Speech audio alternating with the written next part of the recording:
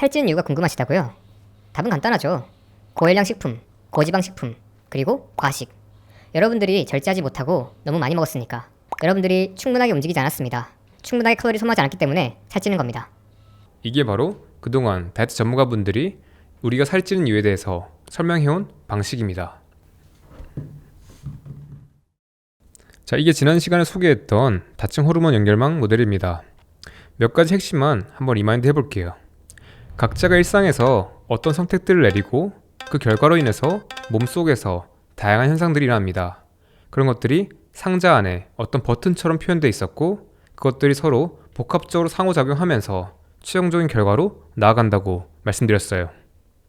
이 그림에 있는 여러 가지 버튼 중에서도 악순환의 핵심, 주축이 되는 것들이 있습니다. 그런 버튼을 중심으로 한 악순환 사이클들이 문제가 커지면 우리가 비만으로 갈 가능성이 굉장히 높아집니다. 이 5가지 핵심 버튼에 대해서 소개합니다. 악순환의 주축, 첫 번째는 인슐린 저항성입니다. 인슐린은 우리의 췌장에서 나오는 호르몬인데 에너지 대사에서 굉장히 중요한 호르몬 신호입니다. 다이어트 관련해서 인슐린 생각할 때 대표적인 효가 3가지가 있는데요. 첫 번째는 다양한 세포들이 에너지를 세포 안으로 넘겨받을 수 있게 해주는 것이고요. 두 번째는 우리 몸 안에 이미 저장되어 있는 에너지들이 분해되는 것을 막는 겁니다. 체지방 분해를 억제하는 거죠. 그리고 세 번째는 우리 몸에서 어떤 에너지들을 체지방으로 합성할 수 있게 지방 합성을 촉진합니다. 이렇게 인슐린은 우리 에너지 대사에서 굉장히 중요한 호르몬이지만 여기에 지나치게 많이 노출되거나 또는 그 시간이 길어질 때, 그러니까 적당히 치고 빠지는 게 아니라 만성적으로 인슐린에 과잉 노출되어 있을 때 우리는 여기에 대해서 제대로 반응하지 못하게 됩니다. 이렇게 인슐린 신호에 대해서 적절하게 반응하지 못하는 상황, 이걸 바로 인슐린 저항성이라고 부릅니다. 인슐린 저항성이 높아지면 발생하는 문제들이 있습니다. 대표적으로 더 많은 체지방 합성을 유도하게 되고 체지방 분해는 더욱더 억제됩니다.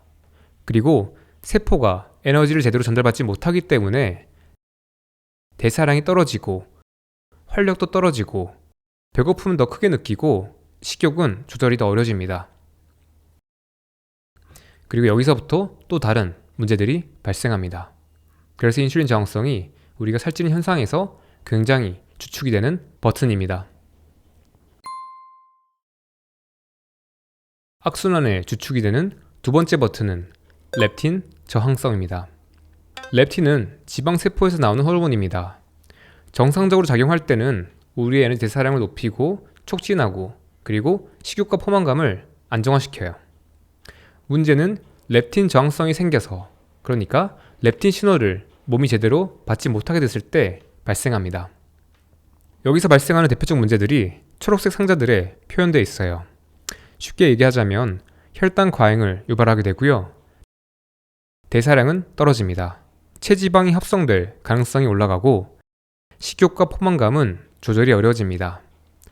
마지막으로 원래는 렙틴이 인슐린을 조절하는 기능을 가지고 있는데 렙틴 자체가 제대로 기능하지 못하게 되기 때문에 인슐린의 문제가 더욱더 커질 수밖에 없어요. 그러니까 앞서 다뤘던 인슐린 저항성과 렙틴 저항성이 악순환의 사이클에 들어가게 되는 겁니다. 악순환의 주축, 세 번째는 간 문제입니다. 여기에서는 지방간과 간 독성을 같이 포함해서 보시면 됩니다. 간이라고 하는 장기는 우리의 에너지 대사에서 굉장히 중요한 역할을 합니다. 그런데 이 장기에 문제가 생겼다는 말은 우리가 에너지를 제대로 처리하지 못하게 된다는 거예요. 그 결과 중에 하나가 되게 쉽게 살찌는 겁니다. 살이 쪄서 배가 좀 나왔다면 간에도 지방이 많이 껴있을 가능성이 높습니다. 간이 제대로 일을 하지 못하고 있을 가능성이 높아요. 이렇게 되면 발생하는 문제는 대표적으로 에너지 공급에 문제가 생겨서 식욕과 포만감에 이상이 생기는 겁니다. 그리고 간에 문제가 생기면 인슐린 저항성이 높아질 가능성이 굉장히 높습니다.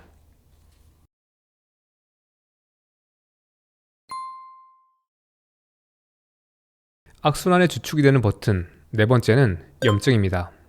염증 반응은 우리의 몸이 문제가 되는 요소나 어떤 문제 상황에서부터 우리를 방어하고 고치는데 굉장히 중요한 현상입니다. 문제는 이 염증 반응이 불필요하게 또는 만성적으로 일어날 때입니다. 이때 발생하는 문제들 중에 대표적인 게 인슐린 저항성이 높아지는 것, 그리고 렙틴 저항성이 높아지는 겁니다. 그 외에도 살이 찌기 쉬운 조건들을 유발해요. 그래서 살이 찌는 과정에서 만성 염증 또는 염증 과잉이라는 것이 문제가 되는 겁니다.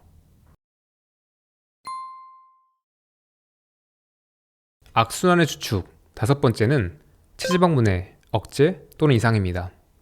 원래 우리의 몸은 에너지를 공급받는 방식이 크게 두 가지가 있어요. 하나는 우리가 알고 있듯이 최근에 섭취한 음식에서 소화해서 얻은 에너지. 다른 하나는 우리의 몸에 기존에 저장되어 있던 에너지입니다. 체지방이에요. 그러니까 원래 우리의 몸은 이 두 가지로부터 평소에도 에너지를 공급받을 수 있었는데 우리가 알게 된 어떤 식습관의 방식 때문에 우리는 이 에너지를 쓰지 못하게 된 겁니다. 그러니까 어쩔 수 없이 계속해서 최근에 먹은 음식의 에너지에 의존할 수밖에 없게 되고 우리의 에너지 공급은 부족하거나 불안정해질 수밖에 없게 되는 겁니다. 이런 현상은 대사량, 포만감, 식욕 모두에 영향을 미치고 우리가 살이 찌기 쉽게 만드는 겁니다. 이것도 호르몬으로 설명이 되죠. 이것들이 바로 비만이란 현상의 악순환이 되는 5가지 주축 버튼이었습니다.